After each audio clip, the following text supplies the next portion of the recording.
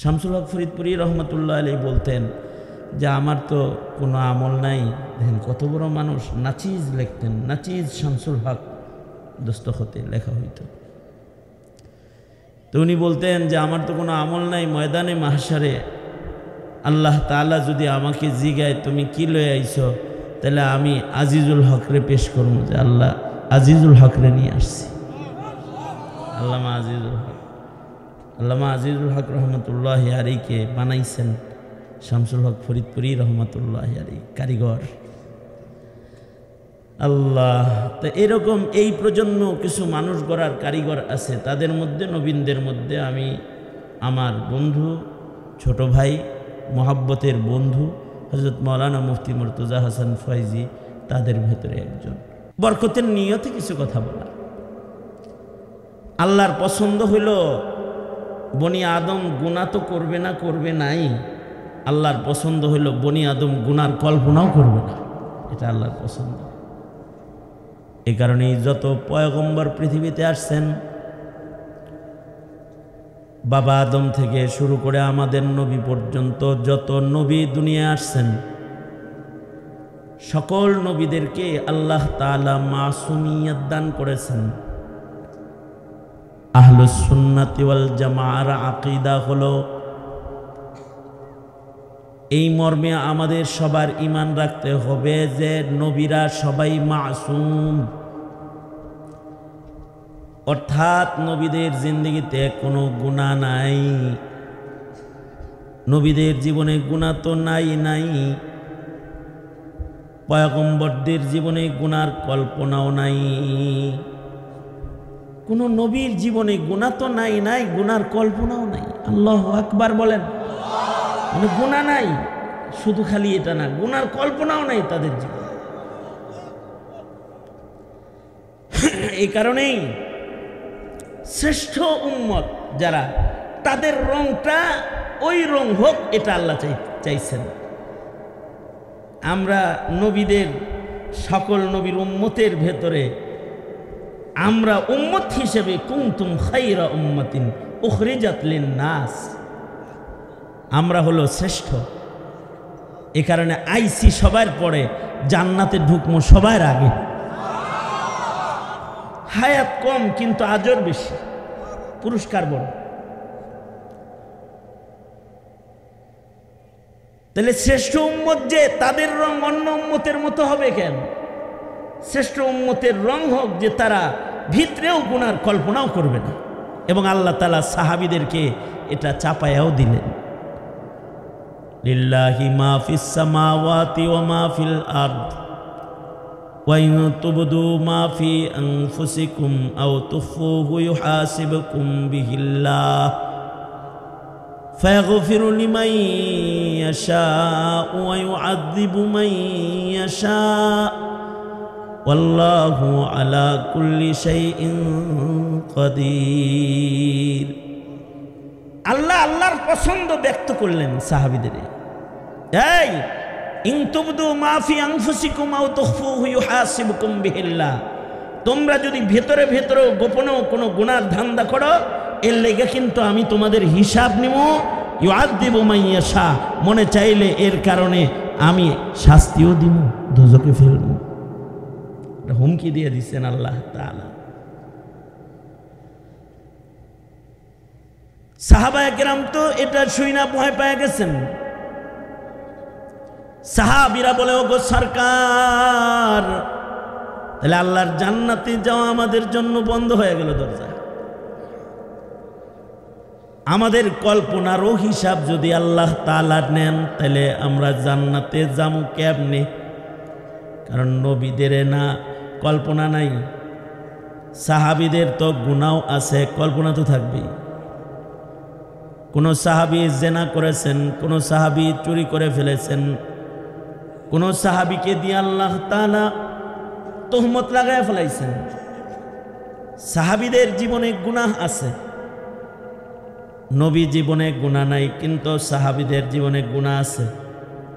কিন্তু সাহাবীদের ব্যাপারে আকীদা হলো সাহাবীরা মাহফুজ মিন নারি জাহান্নাম, সাহাবীদের গুনাহ আছে, কিন্তু সাহাবীরা কেউ একজন সাহাবী গুনাহ নিয়া তারা কবরে যায় নাই। একজন সাহাবী গুনাহ নিয়া কবরে যায় নাই। আমরা তো গুনাহ মাথায় লয়ে ঘুরি। সাহাবীদের জীবনে গুনাহ হয়েছে, কিন্তু তারা এমন তওবা করেছে গুনাহের পরে যে গুনাহ তাদের মাপ তো হইছে। তাগর যে তওবা, এটা এলাকাবাসীরে ভাগ করে দিলে গোটা এলাকার মানুষ জান্নাতে চলে যেত। যেমন হাদিসে উপমা আছে, আল্লাহর রাসূল বলেন, এক সাহাবী নবীজির কাছে আইসা বলে, আমি জেনা করছি। আল্লাহর রাসূল বললেন, না, আমার সাহাবী মুমিন জেনা করতে পারে না। চেহারা ঘুরাইছেন নবীজি। সাহাবীর সামনে আইসা দাঁড়ায় বলেন, না, আমি জেনা করছি। তাহহিরনি ইয়া রাসূলুল্লাহ, জেনার গুনাহ নিয়ে আমি আল্লাহর সামনে মুখ দেখাইতে ভয় পাই। দুনিয়ায় আমাকে শাস্তি দেন, আমাকে পবিত্র করে দেন, আমি জেনার নাপাক নিয়ে আল্লাহর সামনে দাঁড়াইবার সাহস পাই না। আল্লাহর রাসূল সাল্লাল্লাহু আলাইহি ওয়াসাল্লাম আবার মুখ ঘুরাইলেন তৃতীয় দিকে। সাহাবী এখানে দাঁড়ায় কয়, আমি জেনা করছি। আল্লাহর রাসূল সাহাবীর গুনাহকে গোপন করে সাহাবীরে গোপনে তওবা করাইতে চায়। বাপ তো সহজ পথ দেখাইতে চায় যে কঠিন পথ নেস কেন। বান্দার জীবনে অনেক গুনাহ আছে যা কেউ জানে না, জানে আল্লাহ আর বান্দা। মুহাদ্দিসরা বলে, আল্লাহ পাক ওই যে সাত্তার শান রেখেছেন, আল্লাহ পাকের একটার নাম হলো আল্লাহ পাক সাত্তার। আল্লাহ পাক গুনাহ ঢাকনেওয়ালা। আল্লাহ পাক বান্দার গুনাহ ঢেকে রাখেন। আমাদের জীবনে এমন অনেক গুনাহ আছে যা কেউ জানে না। আমার গুনাহ এমন আছে যেটা আমার সন্তান জানলে, আমার বিবি জানলে ভক্তি করে যেত। আপনার জীবনে এমন গুনাহ আছে যে গুনাহটা আপনার সন্তান, আপনার বিবি জানলে আপনাকে ভক্তি করত না। আপনার বিবি যদি আপনার সব গুনাহ জানতো তাহলে ঘর করত না। মহিলাদের সব গুনাহ যদি পুরুষ জানতো তাহলে তাকে বিবির মর্যাদা দিত না। বসের গুনাহ যদি কর্মী জানতো তাহলে সালাম দিত না। কর্মীর গুনাহ বসে জানলে তাকে চাকরিতে রাখতো না। আল্লাহ পাকের একটা শান, আল্লাহ পাক সত্তার। আল্লাহ পাক বান্দার গুনাহকেও ঢাইকা রাখেন, জানে আল্লাহ আর বান্দা। বান্দা যদি দিল দিয়া আল্লাহকে বলে আস্তাগফিরুল্লাহ, ওগো আল্লাহ, আমি আমার জিন্দগির কৃত গুনাহের জন্য তোমার কাছে মাপ চাই, তো মহান আল্লাহ গোপনে বান্দারে মাপ করে দেয়। সত্তার তো কাউরে জানতে দেয় না। আল্লাহু আকবার। এই কারণে আল্লাহর রাসূল বলেন, সাহাবী তুমি গুনাহ করতে পারো না। অর্থাৎ আল্লাহর রাসূল নিজের সাহাবীকে সহজ রাস্তা দেখায়। এগুলো কষ্ট কেন? চুপি চাপি তওবা করে হালা। সাহাবী তো সাহাবী, কি এর তওবা কর্ম আবার কবুল যদি তওবা কবুল যদি না হয় তাইলে হাসরে শরম পামু। এই কাম করতে রাজি না, দুনিয়াতেই সব শেষ করব। আল্লাহু আকবার বলেন, জোরে করে বলেন। যদি গোপনের তওবা আমার কবুল না হয় তাহলে আমি শর্মিন্দা হমু। সাহাবী সামনে দাঁড়ায় বলে, না না না, আমি গুনাহ করছি।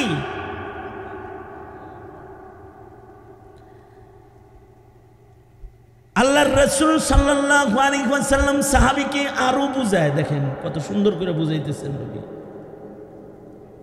নবীজি বুঝায়, নবীজি বলে, তুমি জেনা করো নাই, তুমি মনে হয় হাত ধরছিলে। সাহাবী কয়, না না নবী, আমি হাত ধরি নাই, আমি জেনা করছি। আল্লাহর রাসূল বলেন, না সাহাবী, তুমি মনে হয় জেনা করো নাই, তুমি চুমা দিছিলা।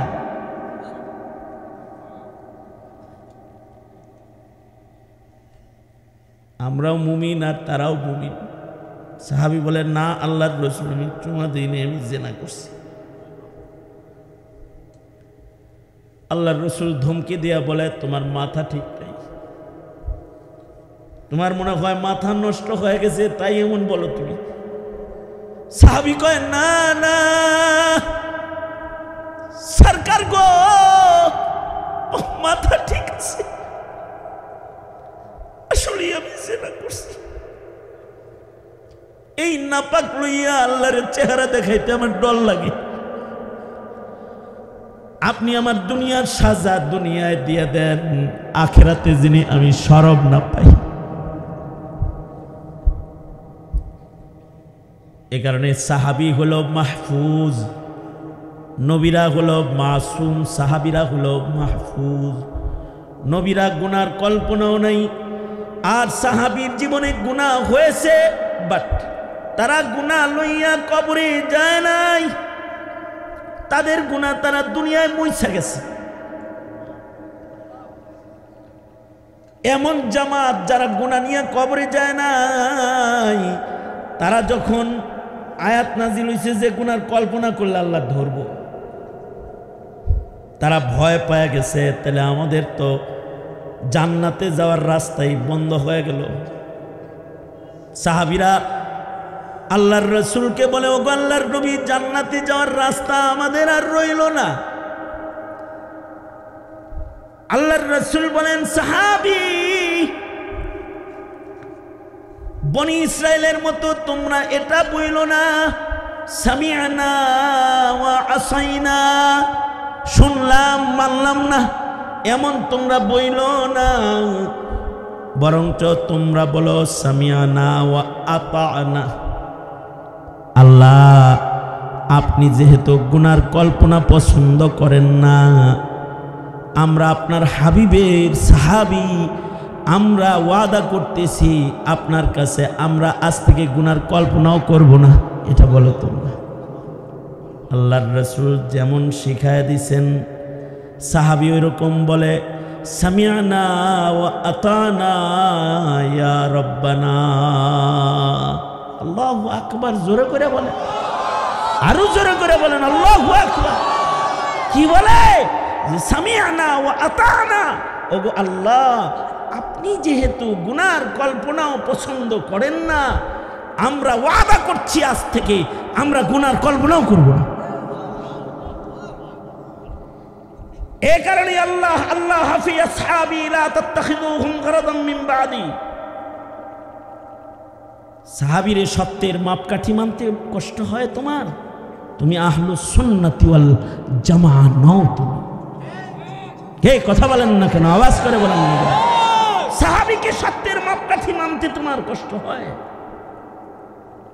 তুমি আহলে হক নাও, তুমি হকের উপরে নাও, তোমার গায়ে বাতিলের ছোঁয়া লেগে গেছে, বাতিলের ছোঁয়া লেগে গেছে। সাহাবী আল্লাহ আল্লাহ হাফি আসহাবি, কারণ তারা মাগফুর জামাত, উলাইকা হুমুল মুমিনুনা হাক্কা জামাত, সত্যিকারের মুমিন জামাত। কিয়ামত পর্যন্ত মুমিনরা ইমানদার হতে হলে তাদের অনুকরণ করতে হবে। কিয়ামত পর্যন্ত মুমিনের গুনাহ মাফ করাইতে হলে সাহাবীদের অনুকরণ করতে হবে। মুমিনরে গুনাহ মাফের তওবা শিখানোর জন্য আল্লাহ তাআলা সাহাবীদের দিয়া গুনাহ করাইছেন। তাছাড়া তাদের কালব হলো তারা গুনার কল্পনাও করতে প্রস্তুত না, গুনার কল্পনা করবে না, তারা আল্লাহর কাছে ওয়াদা করেছে।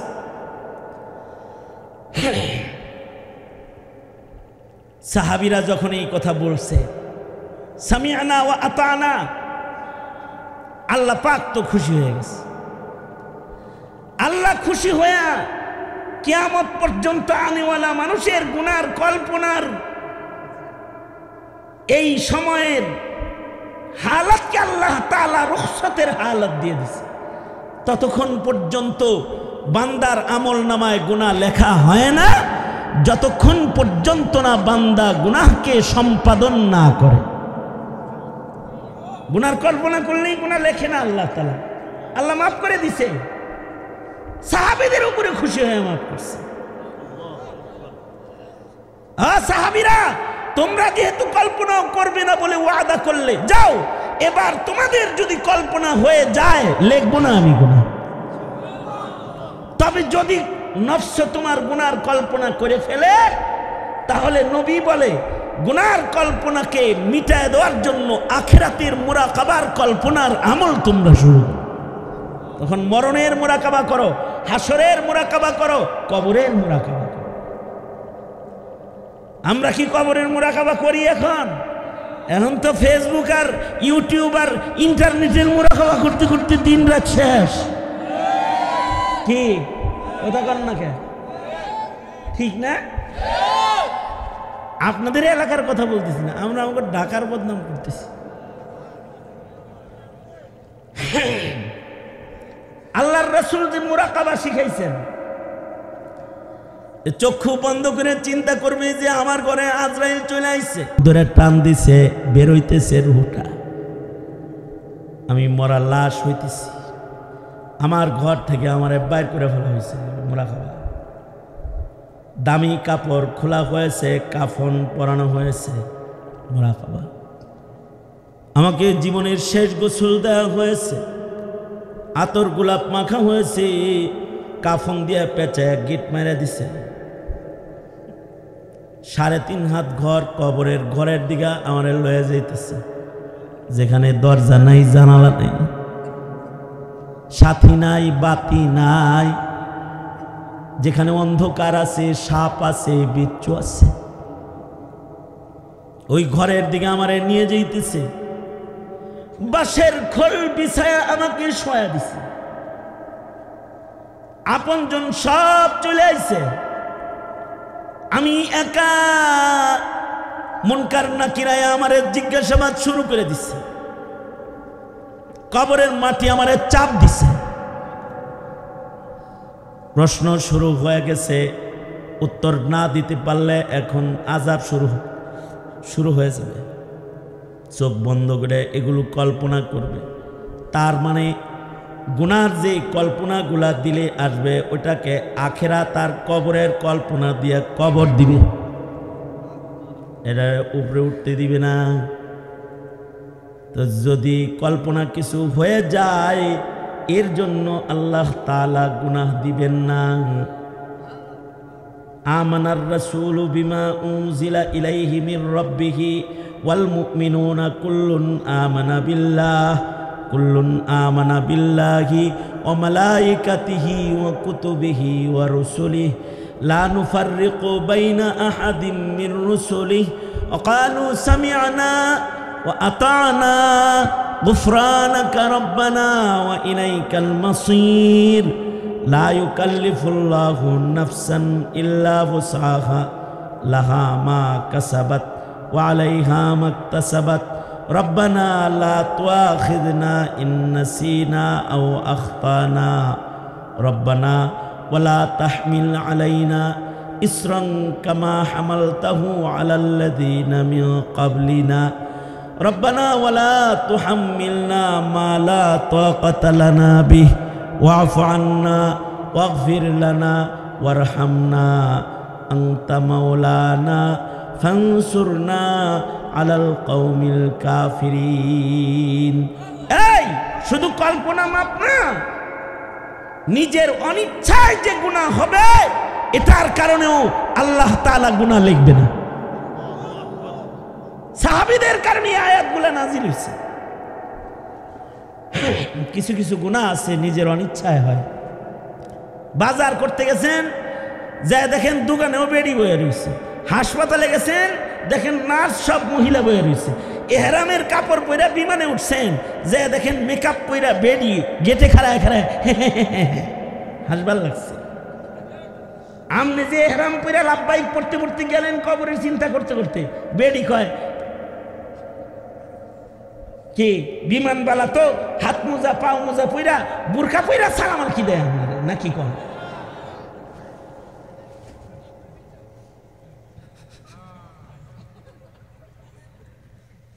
এগুলো কি গুনাহ? লা ইউকাল্লিফুল্লাহু নাফসান ইল্লা উসাহা।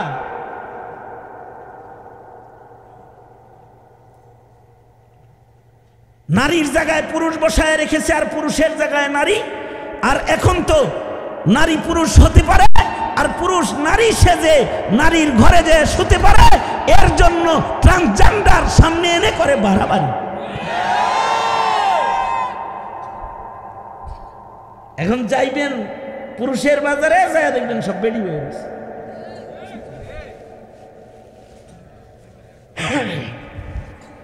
ইডেন কলেজে পুরুষ দিয়ে বোঝাই আর পুরুষ কলেজে মহিলা দিয়ে বোঝাই।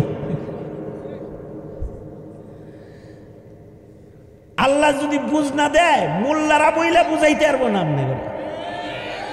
কারণ ইন্নাকা লা তাহদি মান আহবাবতা ওয়ালাকিন্নাল্লাহা ইয়াহদি মান ইয়াশা। হাজারো লাখো মৌলবী বলতে থাকবে, কিন্তু হিদায়াত একটা বুঝের নাম, এটা আল্লাহ দিলে আসবে, মৌলবীর কথাও লাগবে না। বুঝ আইসা গেলে লাথি মারবে ওই চৌকাঠে যারা ইসলাম মানে না, লাথি মারবে, তারা লাথি মেরে দিবে।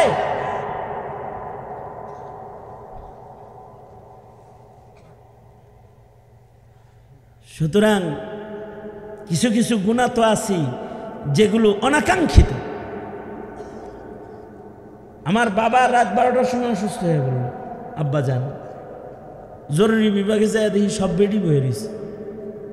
আর এক হাসপাতালে নিতে নিতে যদি মরে যায়, করুন কি? মহিলারই বললাম তাড়াতাড়ি স্যালাইন লাগাচ্ছে। পর নারী যে ওনাকে স্যালাইন লাগাচ্ছে, প্রেসার মাপতেছে, এমন একটা মহিলা যার সাথে ওনার পর্দা, এটা হলো লা ইউকাল্লিফুল্লাহু নাফসান ইল্লা উসাহা, অপারগ। তবে যারা মোল্লাদের কথা শোনে না, এই দেশে নারীর কর্মসংস্থান না হোক এটা আমরা বলি না, বরঞ্চ ইসলাম মানলে নারীদের কর্মসংস্থান বেড়ে যাবে। ঘরে বসায় রাখা সম্ভব হবে না, শুধু নিয়ম নীতিমালার আওতায় আসতে হবে। সেটা হলো সহকর্মী নারী পুরুষ অবাধে পর্দাবিহীন চলাফেরা করিতে পারিবে না।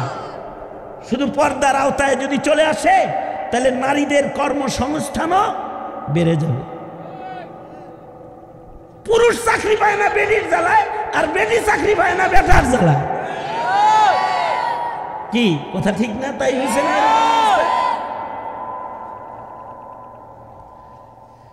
যাই হোক, ওটা একটা প্রাসঙ্গিক কথা বললাম। কিছু গুনাহ আছে অনাকাঙ্ক্ষিত হয়েই যায়। এরকম সাহাবীদেরও হয়ে গেছে, এমনকি নবীজিরও হয়ে গেছে। নবীর তো গুনার কল্পনাও নাই, তাই না? নবীর কি গুনার কল্পনা আছে? নবীর তো গুনার কল্পনা নেই, কিন্তু নবীরও নামাজ কাজা আল্লাহ করাই দিচ্ছে। নবীর নামাজ কাজা করার কল্পনাও নেই। আল্লাহর রাসূল যুদ্ধের ময়দান থেকে আসতেছেন, সাহাবায়ে কেরাম সহ সকলে এক জায়গায় বিশ্রাম নিলেন। রাতের বেলায় ক্ষতবিক্ষত দেহ, আল্লাহর রাসূল সকলকে নিয়ে ঘুমিয়ে পড়লেন। আর ফজরে ঘুম থেকে জাগানোর দায়িত্ব দিলেন তাকেই, যিনি সবসময় ফজরে জাগায়, বেলাল। গোটা মদিনা যখন ঘুমায়, বেলাল তখন ঘুম থেকে সবাইরে জাগায়। মদিনার গলিতে গলিতে বেলাল ঘুরে আর বলে, আসসালাতু খায়রুম মিনান নাওম। কথাটা বেলালের কথা। ঘুমন্ত মানুষদের বেলাল যে জাগায়, যে শব্দটা আল্লাহর পছন্দ হয়ে গেছে। আল্লাহ তার বন্ধুকে বলে, ওগো বন্ধু, আপনার বেলালের মুখের কথাটা আমি নিয়ে নিলাম। বেলাল বলে, আসসালাতু খায়রুম মিনান নাওম। কিয়ামত পর্যন্ত মসজিদের মিনারায় মিনারায় কথাটা আমি নিয়ে নিলাম, আজানে ঢুকায় দিতে বলেন। দুনিয়ার সকল মসজিদের মিনারায় উচ্চারিত হবে ফজরের সময় বেলালের কথা, আসসালাতু খায়রুম মিনান নাওম। আল্লাহু আকবার। এই সেই বেলাল, তাকে রাসূল বললেন, বেলাল, সবাই আমরা ঘুমাইলাম, তুমি উঠায়া দিবা। বেলাল তসবি লয়া বয়া পড়ছে, জিকির করে বসে বসে সকলকে হযরত বেলাল ঘুম থেকে জাগাবে বলে। কিন্তু ঘুম তো আল্লাহর দান। চোখের দুই রকম শাটার আছে, বিজ্ঞান বলে দুইটা শাটার চোখের। একটা শাটার হলো এই যে এইটা, যেটা আমনে আমি নামাই, এইটা, এটা একটা। এইটাও আল্লাহর আজব কুদরত। আমি বিশ্ব ইজতেমায় একজন দেখি ঘুমাইতেছে, আর শাটার নামে না। আমি তো মনে করছি যাক না, যে বলতেছি ওইদিকে চাপেন, এই হুজুর ধাক্কা দিয়ে না, ঘুমায়। কন কি ঘুমায় তো স্যার হয়েছে দেখি, শাটার নষ্ট।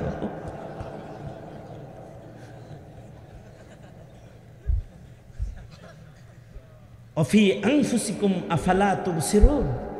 আল্লাহ বলে এখন তো নাস্তিক্যবাদের ছড়াছড়ি, নাস্তিকের গোষ্ঠী।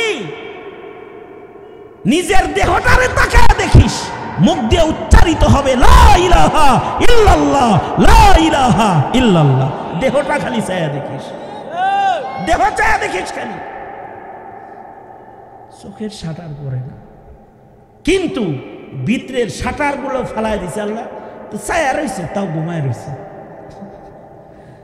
আর একজন চোখ বন্ধ করে হারা রাত এরম রয়েছে, কিন্তু ভিতরের শাটার আল্লাহ ফালায় নাই, আন্ধারের ভিতরে জায়গা রয়েছে। সারা রাত চোখ বন্ধ রাখলাম, একটু ঘুম ধরলো না।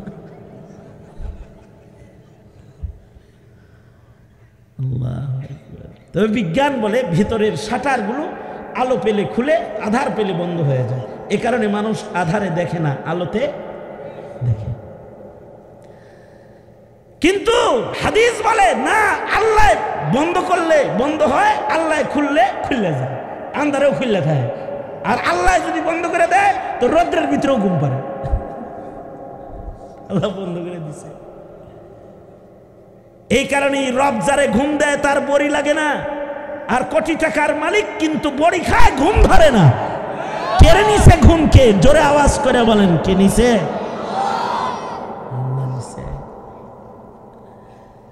বেলাল তো ঘুমাইতেছে, যতই এই শাটার খোলা রাখে ওই শাটার আল্লাহ বন্ধ করতেছে, খালি ঘুমায় পড়তেছে, কাঁদ কেটে। এভাবেই হযরত বেলাল গেছে, চলে গেছে, ঘুমাইয়া পড়ছে। এদিক দিয়ে সূর্য উদয় হয়ে গেছে। সূর্যের আলো সবার আগে হযরত আবু বকরের চোখে পড়ছে।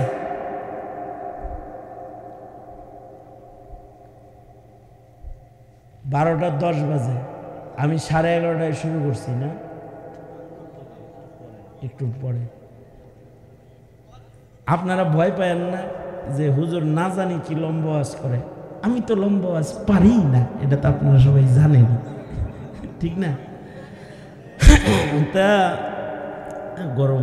গরমে ঠান্ডায় আমার নিজেরও কষ্ট, আপনাদেরও বেশি সময় কষ্ট দেওয়ার নিয়ত নেই। তো একটা সূক্ষ্ম কথা শোনেন, কত সুন্দর একটা সূক্ষ্ম কথা, যে সূর্যের আলো পড়ছে হযরত আবু বকরের চোখে আগে। আবু বকরের তো চোখ খুলছে ঠিকই, কিন্তু আবু বকর ওই যে বলল না, ফয়জি সাহেব বলল আটো দরজা ডাকবে, এমনি না, চোখ খুলছে। আর আবু বকর তাকায় দেখতেছে মুহাম্মদুর রাসূলুল্লাহ কি জাগ্রত না ঘুমন্ত। যখনই তাকায় দেখছে নবী ঘুমায়, হযরত আবু বকর সাথে সাথে চোখ বন্ধ করে ফেলছে। রাসূলের চোখ বন্ধ, আমার চোখ খোলা রাখার কোনো সুযোগ নেই, সাথে সাথে চোখ বন্ধ করে আনছে। এবার সবাই ঘুমায় আসল ঘুম, আর আবু বকর ঘুমায় নকল ঘুম। আবু বকর যে ঘুমায় রয়েছে, ঘুমটা কি আসল ঘুম না নকল ঘুম? এটা হলো ইত্তিবার ঘুম, নবীর ইত্তিবা করে চোখ বন্ধ করে রাখছে। সূর্যের আলো হযরত উমরের চোখে পড়লে হযরত উমরের ঘুম ভেঙে যায়। হযরত উমর তার নরম না, উনি তো গরম। উনি চিল্লায় উঠছে, আই বেলাল করলিটা কি?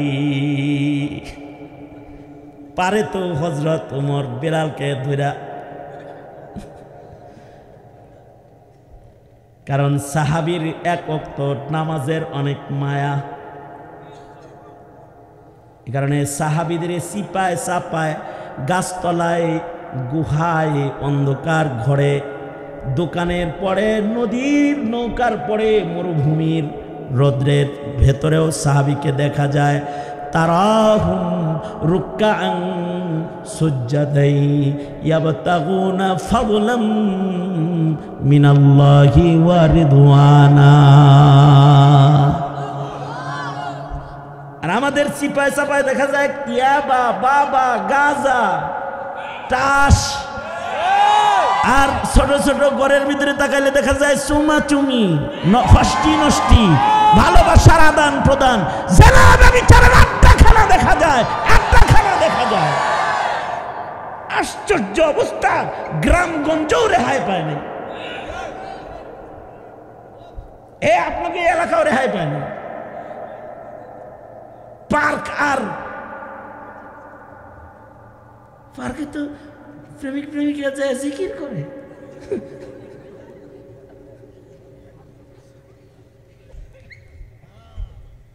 এই শোনেন শোনেন, আবু দাউদ শরীফের এক রিওয়ায়াত আছে, রিওয়ায়াতটা ভালো করে শোনেন।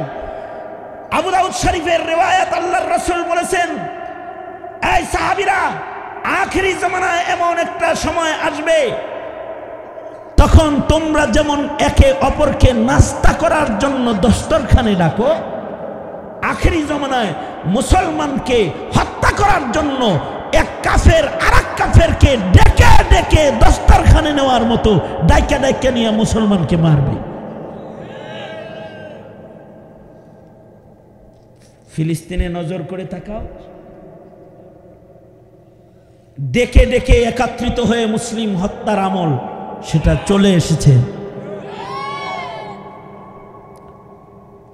ওইটা আমার বাংলাদেশেও শুরু হয়ে গেছে।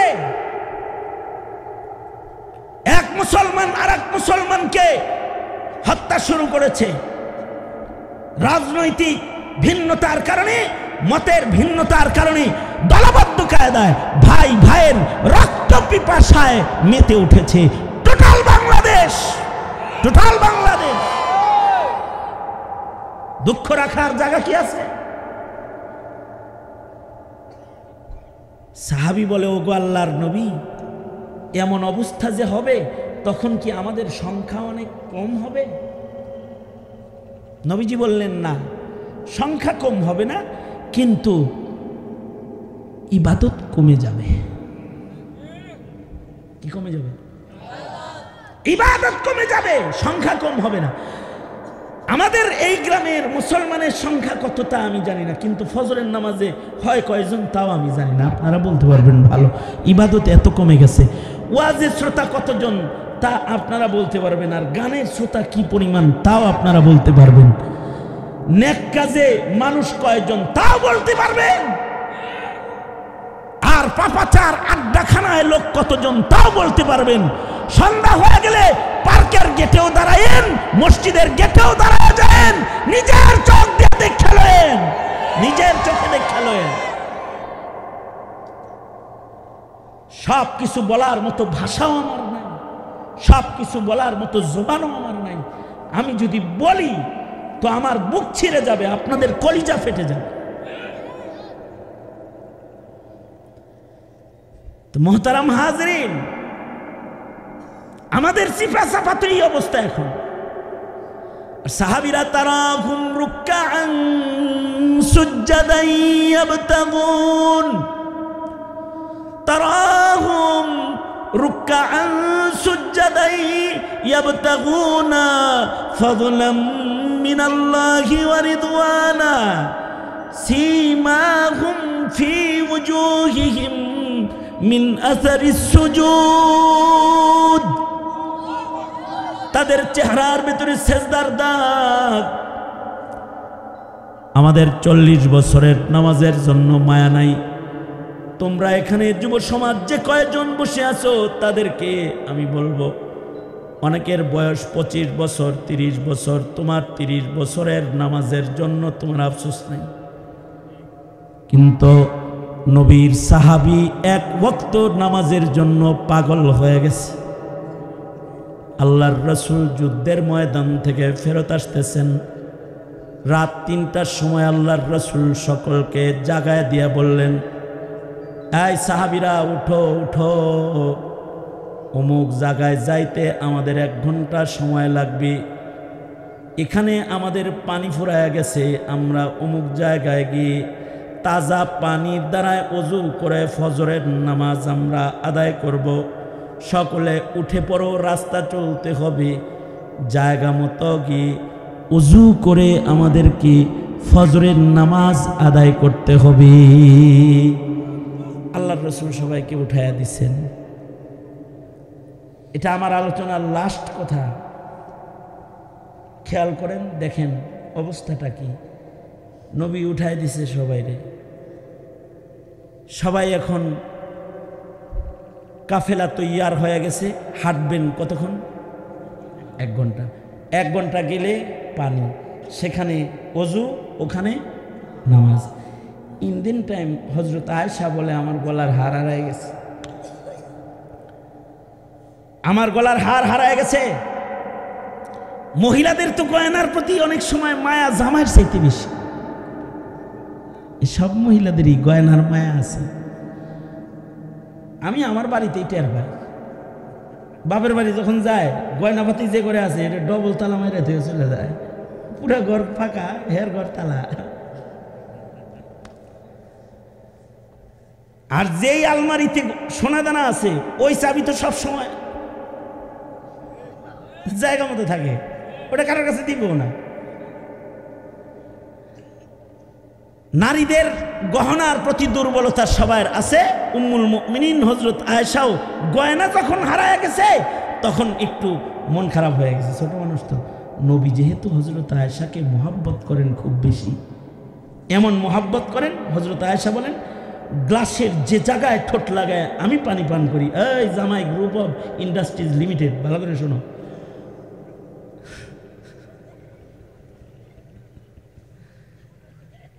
হযরত আয়েশা বলেন, আমি যেখানে ঠোঁট লাগায় পানি পান করি নবীজি ঠিক ওই জায়গায় ঠোঁট লাগায় পানি পান করে আমার ভালোবাসা প্রকাশ করে।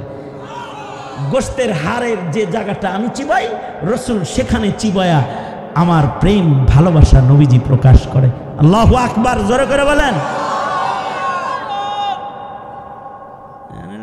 14 তারিখ গেলে প্রেমিকার প্রেম প্রকাশ করে, আর বউরে যায় কয়, ধর রে, এটা কি করছিস রে? যত অফিসারগিরি সব যায় ঘরের ভিতরে দেখাও। অভদ্র অভদ্র অভদ্র। বললোকে যে ডিসিগিরি দেখাস আর এসপিগিরি দেখাস, লাগে যিনি তুই জেলার এসপি। প্রেমিকার লোকে কেমন আছো, সুন্দর করে বললো কেমন আছো।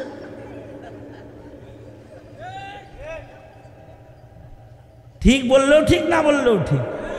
আমরা রোড ঘাট পার্ক আর এই বেহায়া দিবসের চিত্র দেখে বুঝি না কার ব্যবহার কার সাথে কেমন। আর তালাকের ফতোয়া লিখতে লিখতেও বুঝি জামাই বউর ব্যবহার কেমন। তালাকের ফতোয়া আমরা নেই না।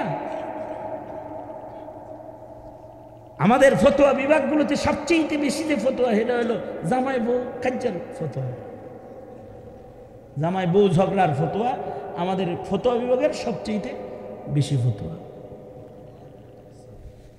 আল্লাহ হেফাজত করুক। এই বিয়ে করছেন কারা কারা? হাত তোলেন। বিয়ে করছেন? বিয়ে করেন নাই কারা কারা? হাত তোলেন। বিয়ে করেন নাই? তোরা বিয়ে করিস না? ইন্না লিল্লাহ। আচ্ছা করিস, সামনে করিস, বড় হইলে করবি।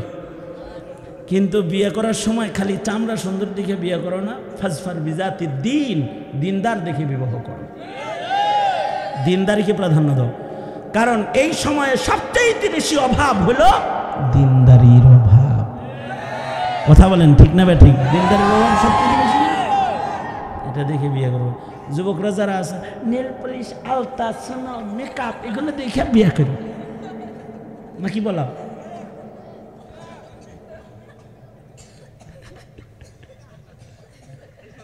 এই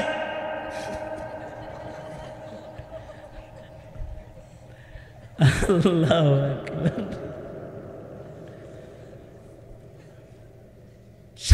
স্ত্রীর বন্ধন একটি মধুর বন্ধন, যে বন্ধনটা আল্লাহর সৃষ্টি বন্ধনের প্রথম বন্ধন, যা জান্নাতে নির্মিত হয়েছে বাবা আদম মা হাওয়া। দুনিয়াতে এটি আছে। এই একমাত্র বন্ধনকে আল্লাহ তাআলা জান্নাতে অটুট রাখবেন, জান্নাতে থাকবে। এটা সব স্বামীরা তাদের বিবিদের সাথে থাকবে, সকল বিবিরা তাদের স্বামীদের সাথে জান্নাতে থাকবে। আল্লাহু আকবার, জোরে করে বলেন আল্লাহু আকবার। তাহলে এটার মোহাব্বতটা কি পরিমাণ হওয়া দরকার? এটা খালি চুলাচুলি, মারামারি আর তালাক দেওয়া দেবী, এই নোংরা আচরণ ঘরের ভেতরে কেউ করব না। ঘরের নারীদেরকে অধিকার দিব, ওরা বাবা মা সব ছেড়ে আপনার ঘরে এসেছে। আল্লাহর রাসূল অধিকার দিয়েছেন। হযরত আয়েশা নবীকে কত মোহব্বত করতেন যে নবীরে গোসল করাই দিতেন। একবার তো গোসল করাইতে যায় হযরত আয়েশার পায়ের আঙ্গুলি নবীর চৌপায়ার নিচে পড়ে গেছে। নবী যে চৌকিতে বসেছে এটার পায়ের নিচে আঙ্গুল পড়ে ফাইটা রক্ত বের হয়ে গেছে। আল্লাহর রাসূল গোসলের সময় দেখে যে তাজা রক্ত পানির ভেতরে প্রবাহিত হইতেছে। সরকার বলে, আয়েশা এ রক্ত কিসের রক্ত?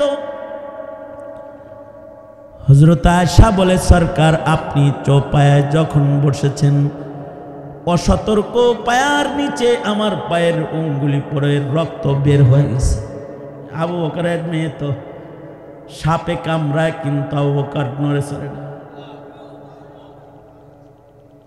হযরত আয়েশার আঙ্গুলি পড়ে গেছে, তারপরেও নড়ে চড়ে না। সরকার বলে, আয়েশা একটু পর্যন্ত করলে না। হযরত আয়েশা বলে, এটা তো আঙ্গুল পড়ছে, কলিজাটা যদি পায়ের নিচে পড়তো তাও আওয়াজ করতাম না। আমার কারণে হাবিবুল্লাহ বসার থেকে উঠবে, এটা হয় না। হযরত আয়েশা বলে, আল্লাহর রাসূল আমাকে মোহব্বত করতেন বেহাদ। বুখারীতে আছে, এ কারণে আল্লাহর রাসূল উম্মুল মুমিনিনদের কাছ থেকে রুখসত নিয়ে আমার ঘরে আইছে। আমার কোলের উপরে নবীজির ইন্তেকাল হয়েছে। আমার মুখের লালাওয়ালা মিসওয়াক নবী মিসওয়াক করেছে। নবীজির মিসওয়াকের পরে নবীজির শেষ আমলের থুথুওয়ালা মিসওয়াক চুইসা চুইসা আমি নবীর মুখের লালা খেয়ে ফেলেছি। আমার ঘরে নবীজির দাফন হয়েছে। কিয়ামত পর্যন্ত উম্মতরা আমার দরজায় দাঁড়ায় নবীকে সালাম দিবে। ময়দানে মাহশারে হাবিবুল্লাহ আমার হুজরাত থেকে আল্লাহর আদালতে দাঁড়াবে। নবীজি তো বেহাত মোহাব্বত করতেন। নবীজি বললেন, এই কাফেলা বিরতি, হার বাইর করো। হার বাইর করতে করতে 1 ঘন্টা গেছে। এরকম বাতি তো আর তখন নাই। এখন অজু করব কখন, নামাজ পড়ব কখন? 1 ওয়াক্ত নামাজের মায়ায় আবু বকর উঠে এসে তাবুতে ঢুকে দেখে নবী আরাম করতেছে, আর এদিক দিয়া হযরত আবু বকর, এই তোর কারণে এই সব সাহাবীর নামাজ কাজা হইতেছে, থুতি মারতেছে, শাসন করতেছে, বকতেছে, কিন্তু নবী কিন্তু আরাম করতেছেন। কিন্তু হযরত আয়েশাও নড়ে চড়ে না। নবী আরাম করতেছে, কুনি খাইতেছে আর কাঁদতেছে। এই সময় দেখা গেল যে আল্লাহর রাসূলের শরীর ঘামতে শুরু হয়েছে। কিছু সময় পরে নবীজি উঠে বসলেন, বসে বলে, আবু বকর তোমার আর তোমার মেয়ের কারণে নতুন বিধান আয়া পড়ছে। যদি পানি না পাওয়া যায় আল্লাহ পেরেশানি করতে মানা করেছে। ফাতায়াম্মামু সাঈদান তাইয়্যিবা, সামনের মাটিতে হাত মেরে মুখ আর হাত মোছা করে আল্লাহ সবাইরে তায়াম্মুম করে আমগরে নামাজ পড়তে বলেছে। তায়াম্মুমের নামাজের বদলে আল্লাহ ওযুর নামাজের সব আমাদের দান করবে। কয়েকটা নামাজের পেরেশানি, এক কথা কয় না, কয়েকটা নামাজের পেরেশানি। আর আমাদের সারা জিন্দেগির নামাজ নিয়েও পেরেশানি নেই। যাদের এত পেরেশানি তাদের আল্লাহ ঘুম পাড়ায় দিলেন। হযরত উমর জাগছেন পেরেশান, পারে তো হযরত বেলালকে আঘাত করে আক্রমণ করে। আল্লাহর রাসূল উমরকে বলে, উমর রেগো না, কারণ এই নামাজটা আমাদের ইচ্ছায় কাজা হয় নাই, এটা আমাদের কাজা করাইছেন একজন, তিনি কে? অর্থাৎ আগত উম্মত নামাজ কাজা হলে কেমনে কাজা আদায় করবে শিখানোর জন্য নবীর নামাজও আল্লাহ কাজা করায় দিয়েছেন।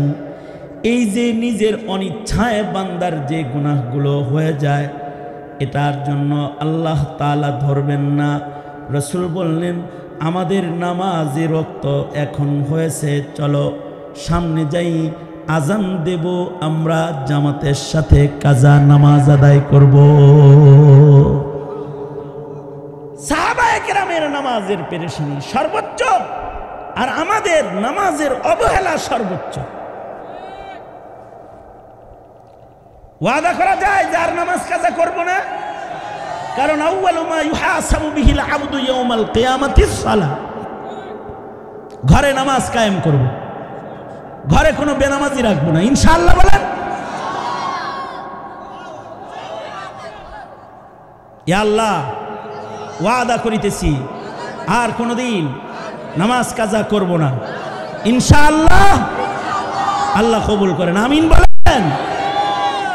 আল্লাহুম্মা আনতাস সালাম ওয়া মিনকাস সালাম, ইলাইকা ইয়ারজিউস সালাম, তাবারাকতা রব্বানা ওয়া তাআলাইতা ইয়া জালালি ওয়াল ইকরাম। ফেলিয়ে না দিও রে মাওলা, ফেলিয়ে না দিও, ফেলিয়ে না দিও মোদের, ফেলিয়ে না দিও। গুনাহ যত করেছি আমরা ক্ষমা তুমি করিও। বান্দা আছে বন্দিগি নাই, শেষ করেছি জিন্দেগি, আখেরাতের বিচার দিনে এ পাপীদের উপায় কি? রহমান রহিম নামে নিয়েছি আল্লাহ তোমায় মানিয়া, কেমন করে আমাদের তুমি জাহান্নামে ফেলিবা? মাফ করে দাও আল্লাহ, মাফ করে দাও। গুনাহ যত করেছি আমরা ক্ষমা তুমি দাও। মদিনাতুল উলুম চাপাতরিতে আয়োজিত সম্মেলনের আখিরি মুনাজাতে দুইটা হাত বাড়ায় ধরেছি, ওগো রব্বুল আলামিন, ভিক্ষুকের মতো জিন্দেগির সব গুনার জন্য তোমার কাছে মাপ চাই। ওহি মালিক, আমাদের জিন্দেগির সব গুনাহ তুমি মাফ করে দাও আল্লাহ। জেনে না জেনে অন্ধকারে আলোয় গোপনে প্রকাশ্যে যত পাপাচার করেছি ক্ষমা করে দাও। বেপানাহকে পানাহ দাও, বেরুজিকে রুজি দান করো, অশান্তি দূর করে শান্তির ফয়সালা করো আল্লাহ। কার কি হাজাত, কার কি জরুরত তুমি জানো, সবার মনের মাকাসিদে হাসানাগুলো পূরণ করে দাও। যোগ্য বুজুর্গ উলামা হযরতগণ যারা এসেছেন, নিয়ামাল বদল উত্তম জাযা তাদের তুমি দান করো আল্লাহ। মুরব্বীদের হযরত আবু বকর বানায় দাও, যুবকদেরকে খালিদ বিন ওয়ালিদ বানায় দাও, পর্দার আড়ালের মা বোনদের হযরত ফাতেমা খাদিজা বানায় দাও আল্লাহ। ইয়া আল্লাহ, এই মজমায়ে যারা সাদাকা খায়রাত করেছে আজকের মাহফিলে সকলকে কবুল মঞ্জুর করে নাও। আয় রব্বুল আলামিন, এই মাদ্রাসা দিন দিন তারাক্কি আর উন্নতি তুমি দান করো। হার কিসমের জরুরত খাজানায় গায়েব থেকে মিটায় দাও। মাদ্রাসার মুআবিনিন মুহিব্বিন বাড়ায় দাও। দিন দিন মাদ্রাসার উন্নতি তুমি দান করো আল্লাহ। ইয়া আল্লাহ, মামাজান সহকারে ইয়া আল্লাহ ভাই বিরাদার যারা এখানে রয়েছে সকলকে উত্তম জাযা তুমি দান করো। সকলের মেহনতের ভেতরে বরকত দান করো আল্লাহ। জানি না কার মা নাই, কার বাপ নাই, নিজের হাতে নিজের মা অনেকে কবরে রেখেছে, নিজের হাতে নিজের বাপ অনেকে কবরে রেখেছে, কেউ মা বাবা দুজনকে কবরে রেখেছে। রব্বুল আলামিন, যাদের পিতামাতা কবরের জগতের বাসিন্দা হয়ে গেছে তাদের মা বাবার কবর জান্নাতের বাগান বানায় দাও। যাদের পিতামাতা আছে হায়াত বাড়ায় দাও, বেশি বেশি করে খেদমত করতে পারে তৌফিক দান করো। রব্বুল আলামিন সকলের মনের নেক বাসনা পূরণ করে দাও আল্লাহ। জানি না কোন দোকানের কাফন আমাদের জন্য রেডি হয়ে গেছে, কোন সপের বাস না জানি পেকে গেছে, কখন জানি মসজিদের কোনার পালকি বাড়ির দুয়ারে দাঁড়ায়া যায়। কবরের পালকি পাঠানোর আগে কামিল মুমিনের দপ্তরে আমাদের নাম তুমি উঠায়া দিও আল্লাহ। রব্বুল আলামিন যা কিছু নসিহা হয়েছে এর উপরে আমল করার তৌফিক তুমি দান করো। মজলুম মুসলমানদের জন্য মদদ নুসরত পাঠায় দাও। জিন্দান খানায় বন্দি আলেমদেরকে মুক্ত করে দাও। এ আল্লাহ, মামলা মোকদ্দমায় যারা জড়িত তাদেরকে মিথ্যা মামলার থেকে রেহাই প্রদান করো আল্লাহ। রব্বুল আলামিন দেশ আর জাতির জন্য কল্যাণের ফয়সালা করো। ইরতিদাদের আক্রমণ থেকে মুসলিম বিশ্বের যুবকদেরকে তুমি রক্ষা করো আল্লাহ। বাংলার মুসলমানদেরকে হেফাজত করো। মসজিদুল আকসাকে আজাদ করো। ফিলিস্তিনের জন্য মদদ নুসরত পাঠায় দাও আল্লাহ। সারা দুনিয়ার মুসলমান যারা নির্যাতিত নিপীড়িত সকলের জন্য খায়রের ফয়সালা করো আল্লাহ।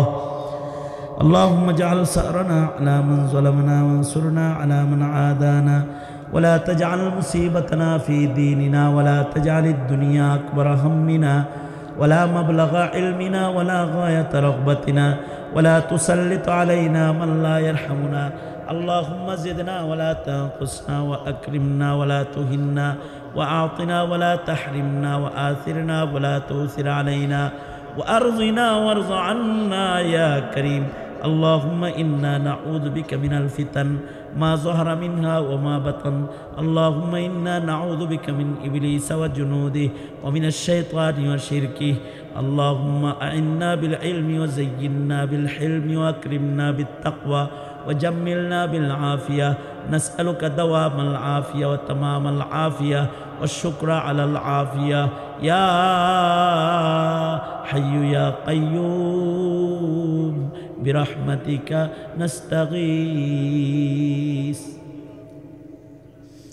اللهم عافنا في قدرتك وادخلنا في رحمتك سبحان ربك رب العزة عما يصفون وسلام على المرسلين والحمد لله رب العالمين آمين آمين آمين برحمتك يا أرحم الراحمين.